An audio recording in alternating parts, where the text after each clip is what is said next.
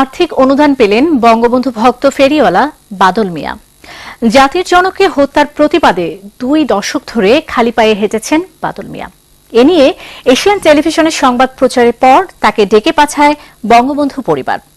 হুসাইন ইমাম সবুজের তথ্য, ছবিতে রুমান আকুনের রিপোর্ট। বঙ্গবন্ধুর হত্যার পর থেকেই খালি পায়ে হাঁটছেন মাদারীপুরের বাদল মিয়া। যে মাটি বঙ্গবন্ধুর রক্তে ভেজা, সে মাটিতে জুতো পায়ে হাঁটা বঙ্গবন্ধুর প্রতি চরম অবমাননা। এই বোধ থেকেই 20 বছর ধরে খালি পায়ে হাঁটছেন সারা দেশ, বিক্রি করছেন জাতীয় পতাকা সহ ইতিহাসের নানা স্মারক।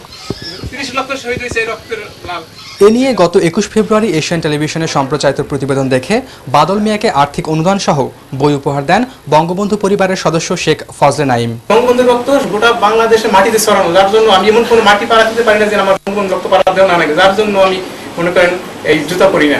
বঙ্গবন্ধুর প্রতি শ্রদ্ধা ভক্তি করে সবসময়ের জন্য আমি এটা হিসাব করেছিলাম। আমি দেখলাম আমার পারে এখন ফাটা রক্ত পড়ে, তারপর আমি এক ফোঁটা আমার পারে একটা রক্ত দেখে মনে করেন বঙ্গবন্ধুর কিছুটা ঋণ পরিশোধ করতে পারতেছি। জাতির জনকের জন্য এদেশের অনেক মানুষই নানাভাবে ভালোবাসার জন্ম দিয়ে যাচ্ছেন।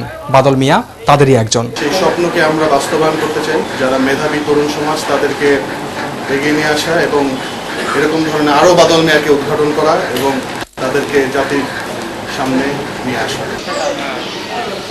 Ruman Akon, Asian television. এবার নিচ্ছি বিরতি, আর ফিরে এসে যা থাকছে।